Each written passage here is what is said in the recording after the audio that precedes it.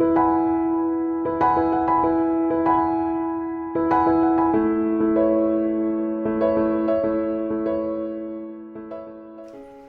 hello there. My name is Mangrovejane, and this video continues my video journal series of what is happening in both my first and second lives and what I've been doing in my weeks as my studies come to an end. It's a series where I discuss the things I've been thinking about and writing about, as well as the journey of my visual adventures. Wow, this has been quite a week. My weekend was spent just stressing. You know that kind of stress where your stomach hurts and you don't want to do anything, but you know you have to do everything? And everything is kind of overwhelming. And every time you think about everything you have to do, you feel kind of sick and you can't sleep. And when you do sleep, it's a weird kind of half awake state where you are dreaming super vivid dreams, so you never really feel really refreshed. Yeah, so that was me all weekend. The weird thing about the dreams I was having though is that I would dream about the problems I was having in regards to the upcoming exhibit, and I'd wake up with a solution.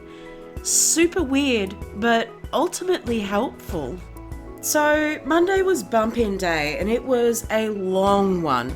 I woke up stupidly early, really anxious, and just gathered my things together and drove into the gallery after doing the morning school run. I don't usually drive into the university. It's easier and far cheaper to catch a train in, but I had so many things with me that I couldn't have carried it on the train even if I'd wanted to.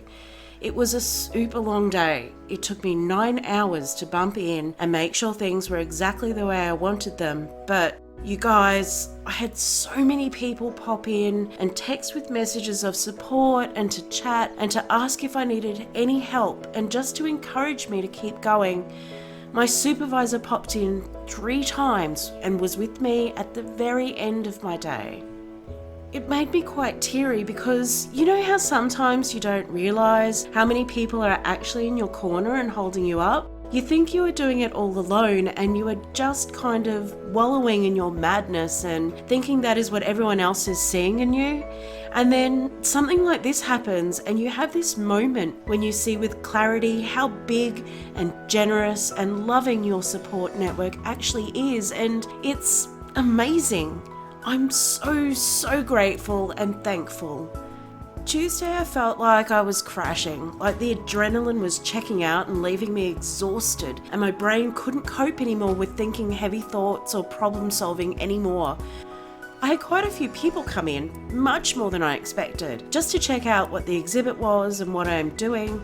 My supervisor popped in again and we talked about a couple of things that I was unhappy with, and I'm going to have to do a bit more work to print out a super large self-portrait of a photo I did a while ago called Smoke and Mirrors.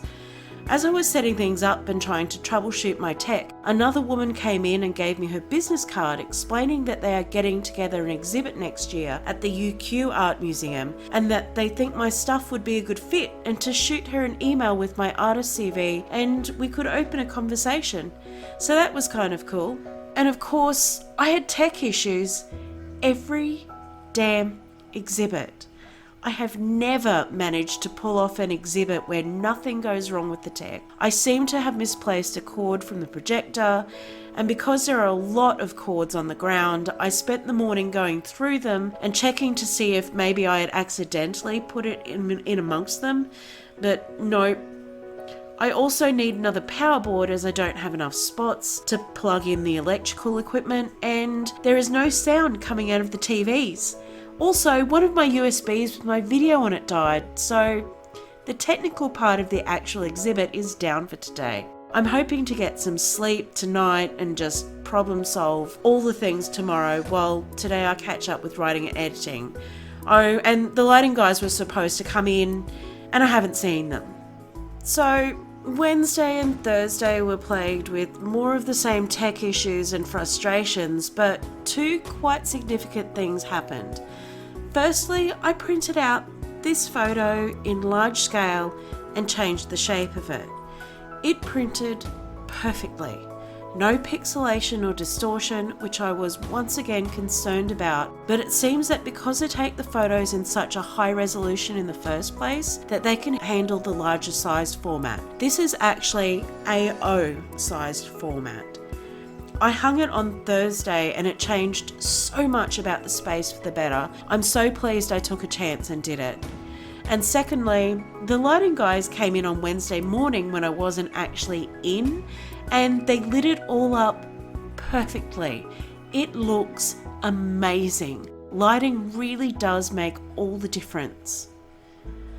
Friday, I was super low on the train. Tech issues were on my mind. All I could do was problem solve one thing at a time and just try.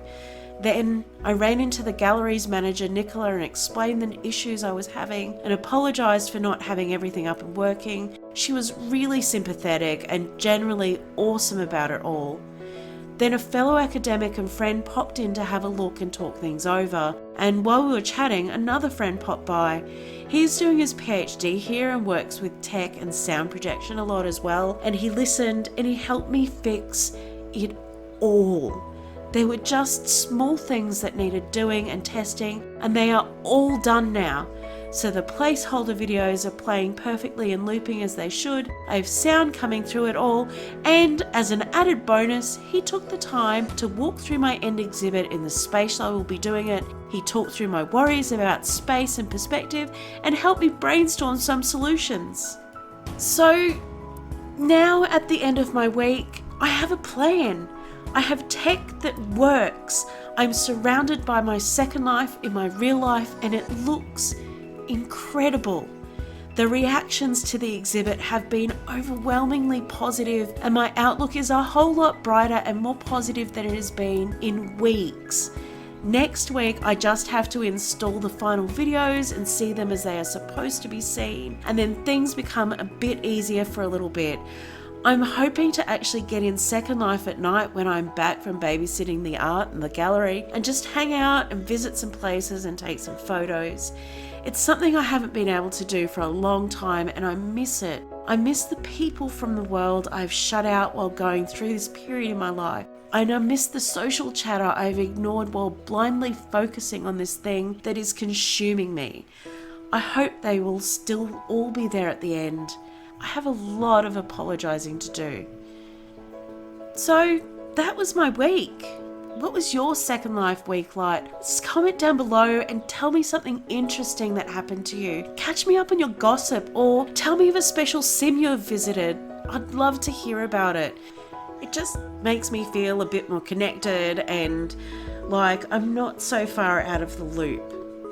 Well, that is all from me here today. If you like this video, give it a big thumbs up. If you haven't already, hit the subscribe button, and while you are there, punch the bell as well, which will give you notifications of any new videos I release. And I will catch you all